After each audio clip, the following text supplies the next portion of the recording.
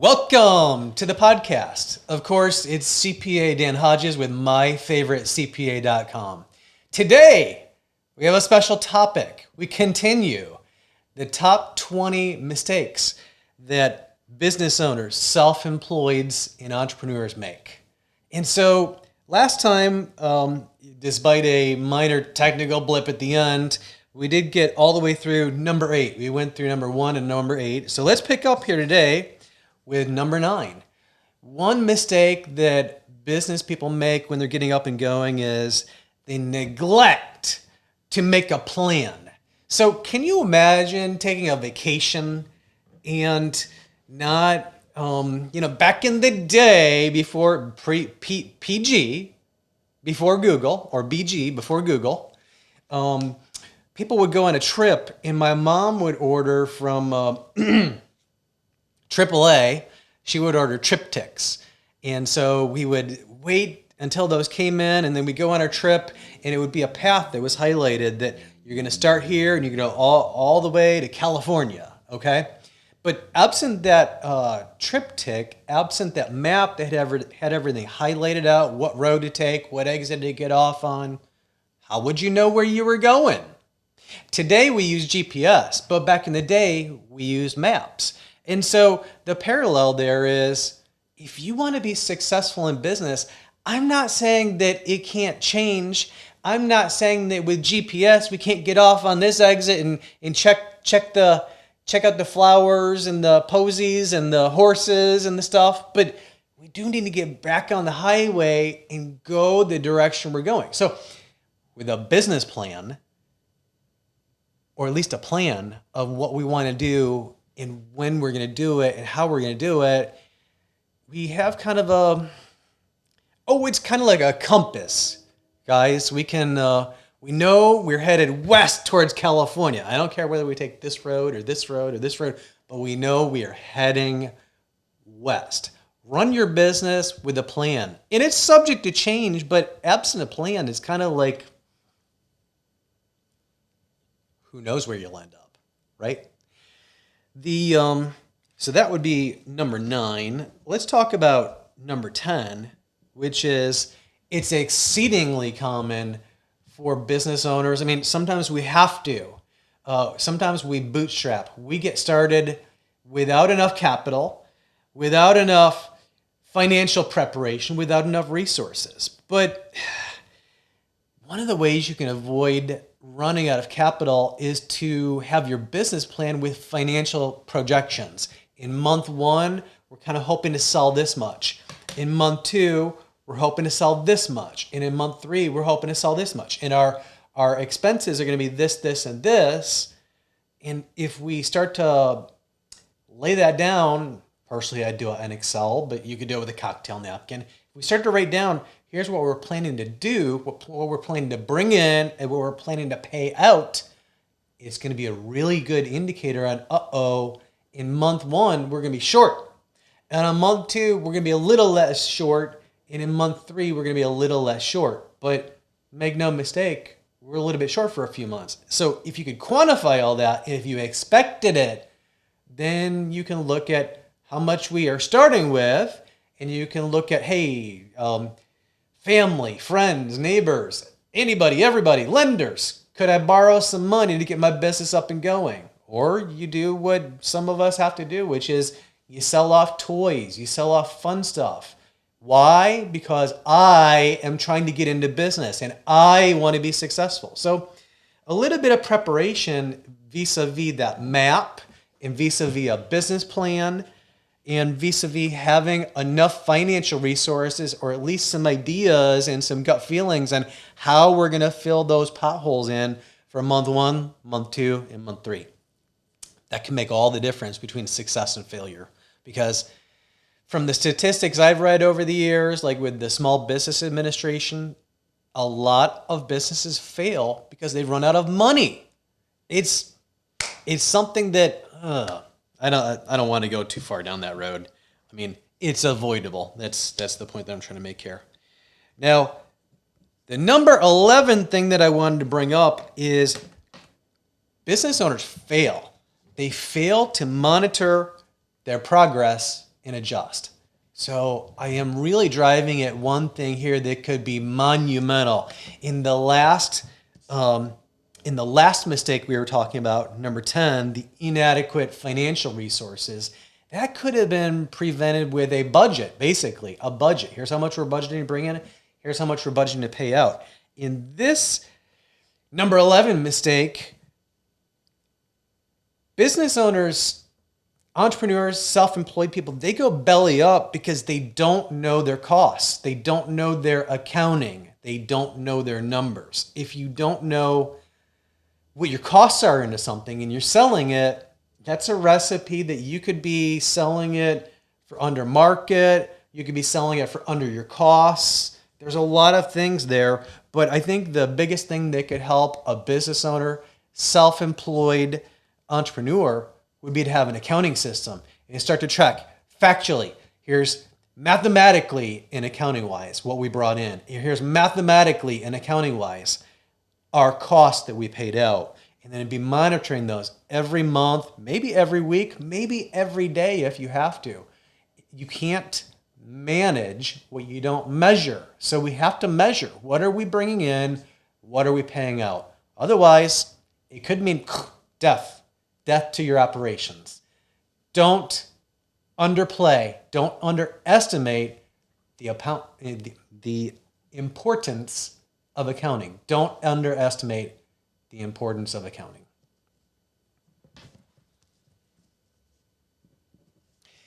The 12th mistake that I see business owners make, and this one is huge. I see experienced business owners make this mistake on the regular. And I personally think it is a monumentally huge mistake. And that is buying long-term assets with today's cash flow.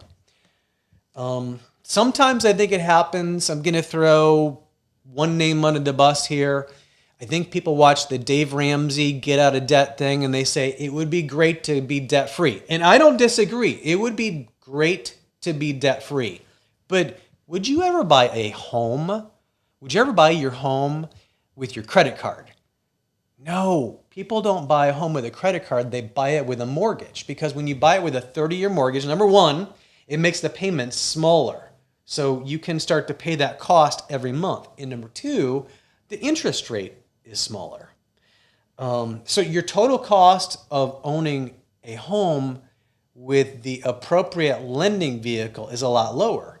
Whereas if you were to finance a home with a credit card, the interest rate could start out at the the teaser rate, like 0, 1, 2, 3%, and then bam, in 12 months it goes to like 12, 16, 18%.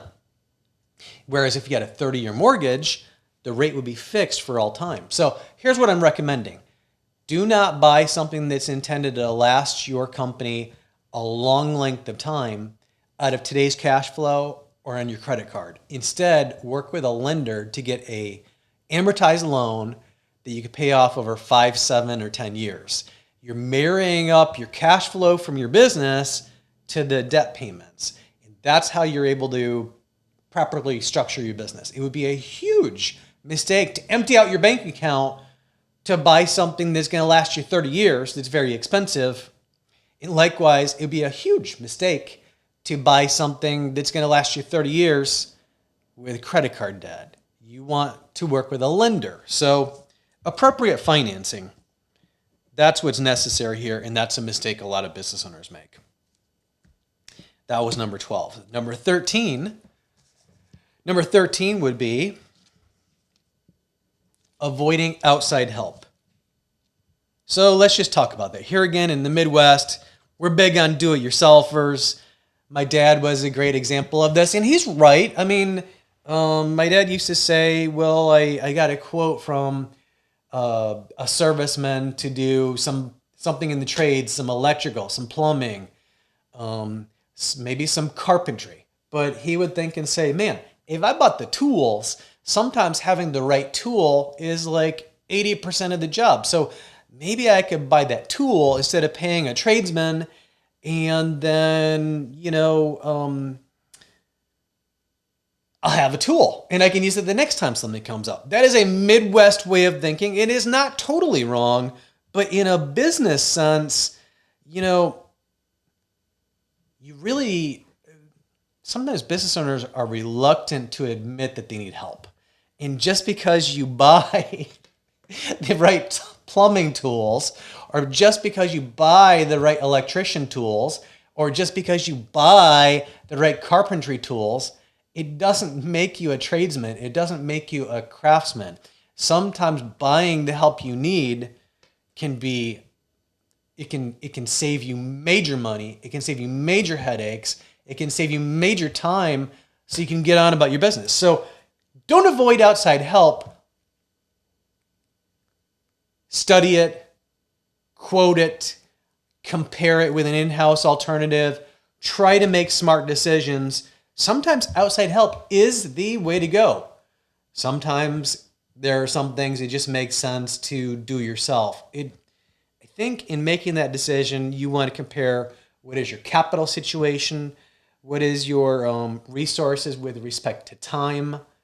If you're extremely busy, do you want another thing strapped to your back? I mean, maybe you would be good at electrical, plumbing, or carpentry. I don't know, but maybe your time would be better spent selling your product or service and letting a tradesman get in, get the job done, and get out. That's what I'm saying here. So that's number 13. Let's move on to number 14. And I accidentally kind of touched on this in when I was talking about budgeting and business plans and accounting. But this all intersects and runs together. And here's what it is. Setting the wrong price. I see so many business people that when they set their prices, they set them based off of, wrong things, like maybe what their competition is selling for. That may not be the best strategy. It's important to know what your competition is selling things for, but sometimes your competitor is selling a junkier product that they can buy in another part of the world for a lot less. Maybe your product is far more quality and it costs more because of that quality. So you have to make sure that you set the right price for your product or services. And most importantly on this is where budgeting and accounting comes in. You must know your costs. What does it cost you to provide that product or service? You cannot set your pricing unless you have really thought long and hard about your costs. I see this all the time with restaurants where they've had the same prices since 1972, and you can get like this is an exaggeration, but you can get a 99-cent steak. I mean, in today's day and age, there ain't no 99-cent steaks, and sometimes they're much, much more than that. If you're a steak person, you know what I'm talking about. The prices come up and up and up and up. There's been a little bit of inflation in recent years. So if you never double checked your prices, and if you never costed in a restaurant setting, if you never costed what's on the plate, you might be shocked and amazed to realize that you are selling something under cost. If you're doing that with reason and logic and intent and there's a goal, it could be a good strategy, but it might not be the best. If you're doing that for everything, that's a good recipe to go out of business. There's an old joke in accounting that kind of goes like this. We know we lose money on every product, but we make it up in volume. Oh, man. So on that note, I think we better move on from number 14, setting the wrong price, to number 15. And that is ignoring technology. There's a saying that at the turn of the century, there were a ton of buggy whip manufacturers. Anyone know what a buggy whip is? It's the thing that you might have seen it with the Amish. It's what you use to get the horses going and let them know what you wanted them to do. And there were different tiers of buggy whips. How many buggy whip manufacturers are you aware of today? How many buggy whip stores do you come across? Now, I happen to live in an area where there's some Amish communities, and I imagine I could scare up a buggy whip store if I had to. But the point that I'm making is technology changes. And if you don't pay attention to what's going on with technology, you could find yourself using buggy whips in your operation, or you could find yourself being a buggy whip reseller. And there may be a market for buggy whips, and buggy whips are great, I'm sure. But as technology changes, I mean, maybe we should check out that thing, the motorized automobile. I've heard that I know some people are saying they're not going to catch on, but they might. And also this thing called the internets and the Google. We may want to check into that. My point in this silliness here is pay attention to what's going on in technology. In my field, I'm always watching the emerging accounting software, the emerging artificial intelligence, because things keep getting better and better and better. And if you don't pay attention, someday you're going to wake up and your competition is eating your lunch. And you could have been doing well, but you chose not to pay attention to what's going on. So that would be number 15. Don't ignore technology improvements. Try and pay attention to what's going on. And I'm not saying you have to rush out and get the latest and greatest the minute it comes out. That would be foolish too. But study what's out there. Stay plugged into groups. Go to conventions in your field. Pay attention to what's going on. And try and utilize best practices, best technology, and reinvest some of your profits back into your operations so that you can stay relevant. Number 16, look at this. We're talking about changing marketing, and specifically online marketing, because this Google thing, I think it might catch on. And YouTube, it might catch on. That's what I've heard. Pay attention to online marketing. This is forever changing with social media. It can be very cost effective, but more importantly, cost effective with today's technology and social media. You can get laser focused on trying to market to your customer. So you want to be using that as part of your what you're doing in business. Let's move on to number 17. This is monumentally important. Failing to learn. Over the years, I've seen many business people who went belly up because they failed to learn. You know, you want to have continuing education in your business, both for yourself and for your people. And you want to pay attention to what's going on out there in your sector and in the world, and learn from things that are happening. Remember, many entrepreneurs failed early in their business, but by paying attention to what's going on, they were able to understand what was wrong and how to fix it and get back on top. There are a million examples of this. If you know of any, drop them in the comments. I would love to hear your comments about a business that either learned and got better, or a business that failed to learn and went belly up. Let's move on to number 18, and here it is.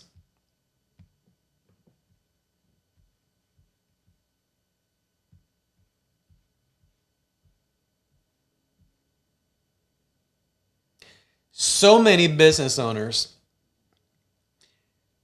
they start too late. There is a saying about starting too late. It is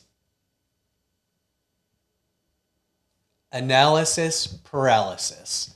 Analysis paralysis. Some people are W-2 employees and they are talking about how they want to be on the other side of the table, and they're as smart as their boss, or they're as smart as the company they're working for. I could do what they do. But then they start studying it and they start analyzing it, and they think and they think and think about the things I was talking about, like budgeting and what could I bring in and what would it cost me. And they think about, they have to assemble the whole thing and have it perfect on day one. If you get stuck in overanalyzing, that's analysis paralysis. And the problem with analysis paralysis is you may get stuck and never start. So it does make sense to be prudent. You want to be prudent. You want to plan things. You want to optimize things. You want to pay attention to all the things that we talked about here, but you do want to get started. That's key, because if you don't get started, you're not in business. you're not an entrepreneur. You're not self-employed. You're not a business owner. And I'm sure you can think of 20 people, probably right now, that are stuck in that situation. 5 of your friends that always wanted to have rentals. 5 of your friends that always wanted to have a business. Some of whom were probably very well qualified, but they are not doing that. They're working for someone else. Why? Maybe their heart wasn't in it, but at the end of the day, a frequent contributor is analysis paralysis. There are solutions, and if you think about some of the things I talked about, read books, pay attention to what's going on out there, get a mentor, get out of that analysis paralysis. There is a way to do it. It does take courage. You don't want to be reckless, but there is a time to fish or cut bait. So that was number 18. Let's talk about number 19. Number 19 is monumentally important to the long-term success in business. And that is having successors. Successors would be somebody that's going to follow in your footsteps. It's not a strategy you can put in place overnight. You have to start building your business. You have to build everything we talked about and think about your products and your services and think about what kind of people you would need in your organization. And then you want to think about your organizational chart. There's a book that I like that does a pretty good job explaining this. It's an old book now, but it's called The E-Myth Revisited by Michael Gerbers. And he talks about how a lot of people get into business and they think that everything is going to be great, and then they realize that they are trapped. They are as trapped as when they were an employee because you have one person doing everything. And how do you get out of that trap? You need more people. And you need to think about your organization, what it could look like in the future. And you need to think, today I do this role, this role, this role, this role, and all these different roles. And then you think, in the future, in 1 year, or 3 years, or 5 years, could I take this role and put someone else in this organizational chart, and they are going to do this role, and I'm going to step away from it? And maybe they do a couple different roles, so I can step away from this role and this role. And that's how you get from being a one-man show to being an organization. And if you think about how that starts to come together, it could move quickly or it could move slowly. As part of that process, you want to be thinking about your successor, which could be, it could be a key employee, it could be a partner, it could be a family member. It's really not uncommon for small business to think about their family members and their brother, their sister, their cousin-in-law, their kids, their nieces, their nephews, about bringing them up into their organization chart. And sometimes it can be a good way to do it because sometimes family doesn't need to be paid like a rock star initially. But you want to think about your success plan.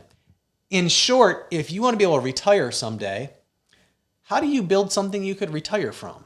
Some people, when they get to the retirement age in their business, they just, one day, they can't find someone to buy their business because the business was not built in such a way that someone would want to buy it. It's a one-man show business, and usually people don't want to buy that unless it's a certain fit, like a big company that could bring that business into their organization. Having that successor in that succession plan and thinking today about what things could be like in the future, that's what could really make the difference here, so that you have something that's sellable. You could sell it to a third party, and you could say, if you buy my company, not only do I have the products and services and the revenue and the expenses, but I have the people and the processes. Or you could be a one-man show where you're the guy that does everything, that someday the way you retire is you just go to the business and you lock the door. Throw away the key. There's no payout when you lock the door. And that does lead into number 20, the top 10 or the top 20 mistake that I see business people, entrepreneurs, and self-employed people make as a business CPA. And that is making yourself irreplaceable. If you are everything to your business, the more irreplaceable you are, the harder it's going to be for you to retire. So you want to think about whether your timeline is 10, 20, or 30 years, or whatever it is.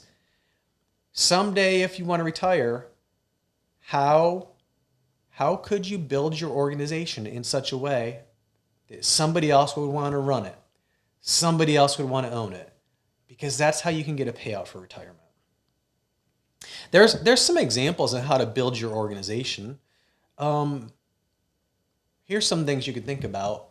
Try to be less of a boss and be more of a mentor. A boss tells people when to do it, how to do it, where to do it, what to do. A mentor, is more like a teacher in teaching your people to do things. Because if you're going to be a micromanager, your people are never going to grow. And your people, they're really your weakest person is the strength of your organization. So be more of a mentor and work on growing and stretching your people. And if you don't have the right people, work on getting the right people, but work on mentoring them and growing them so that they could move up in the organization and they could replace somebody who's going to replace somebody who's going to replace you. Think about that in your vision for your company so you have something to retire off of. Also, another step in the same vein would be processes and procedures and policies. The 3 Ps: processes, procedures, and policies. Work very hard on writing policies and procedures. And it would be like checklists. Every time we do this, we always follow this checklist, which is step 1, then step 2, then step 3. In some business books I've read, they talk about dumbifying your business. It's not dumbifying, it's dummy-proofing your business. It's, in my organization, I call it my low coffee day list. If I haven't had enough coffee, you don't want to be around me, and I can't get my brain going. So sometimes there's things that I do just once a year. Well, I've checklisted all that stuff out so that when I go do it, I can get my handy-dandy checklist out and say, all right, how does this work again? Oh, step 1, I got to do that. Oh yeah, yep, I go do step 1. And then next, I do step 2. And so on. And if you have that in your organization, so you can hand that knowledge off, now you can hire people that are just nice people or smart people, and they can work your list. And it's not to say they have to be a bunch of drones and robots. It's to say that you are trying to replicate yourself, your systems, your processes. Can you imagine if the McDonald's brothers that had the McDonald's restaurants, the ones that founded the McDonald's restaurants, they were known for their approach and how they did things. Could you imagine if they never wrote it down? We wouldn't have McDonald's in every street corner today. But because they did, we do. And think about that in your organization. That's how you grow your people. That's how you grow an organization. It's through policies, procedures, checklists, the way we do things. Some people call it a SOP, standard operating procedure. I think that's what they call it in the military. And then also, along those lines, if you're hiring people to work for you, delegate. You're training people, you're giving them the systems and the processes. I know it takes a while to train people up, and it takes a while for people to earn trust, but delegate. If you're just getting started in that lane and you don't know what to do, my favorite president used to say, trust but verify. So in this sense, you're thinking about building your organization. You've come up with your policies and procedures and how you do things, and you've handed that knowledge off as a checklist. Start to trust your people and don't think that you can be the only person that does everything. Otherwise, your organization can only grow so big. So start to hand some of the things that you do off to your people. Delegate it. Trust them to do what they can do, but then verify. Have an inspection process. That inspection process could be a worker, coworker, colleague where they cross-check, or it could be the boss is going to check. Now that it's all done and you did the work, bring that checklist to me and let me see that you did all the steps, and I'm going to compare it to the work. Okay, it looks good. Or, oh, Johnny, it looks like you went from step 1 to step 3, but you missed step number 2. Let's go back and do step number 2. Once you teach someone to follow that list and tell them step 2 is the most important because of this, that, and the other, that's when they start to grow and become better people. And your organization gets better. From my vantage point and just getting you started, this is the top 20 mistakes that business owners, self-employed people, and entrepreneurs make. And as always, do us a favor here at myfavoritecpa.com. If you would, go ahead and like, and if you're on YouTube, hit that little bell button so you can get a notification. Follow us and hit the bell button so that you get notified when we have a new podcast and that we have a new post. Because I promise, we're working on building our channel. We're working on improving our content. I promise you're going to learn something from our material. So if you would, like us, share, comment, and hit the little bell button for notification. And if you're not familiar with our training resources, check out myfavoritecpa.com. myfavoritecpa.com. It's all for today. If there's something you'd like to hear more about, drop it in the comments. I'm looking forward to hearing from you, and we'll see you next time.